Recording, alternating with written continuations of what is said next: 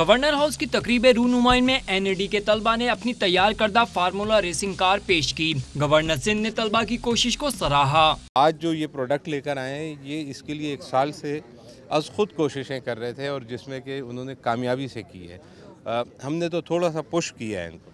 مین جو کام کیا ہے وہ ان بچوں نے کیا ہے، ان اسٹوڈنٹس نے کیا ہے، ان کے اساتذہ نے کیا ہے، تو میں بہت بہت مبارکباد پیش کرتا ہوں اور دعا گو ہوں کہ اس سے پاکستان کا نام روشن ہو۔ پاکستان کی کسی بھی سرکاری جامعہ کے طلبہ نے پہلی بار فارمولا کار بنائی ہے۔ طلبہ کا کہنا ہے کہ کار کو بنانے میں تقریباً 23 لاکھ کے اخراجات آئے، جنہیں پورا کرنے میں گورنر سندھ نے کردار ادا کیا۔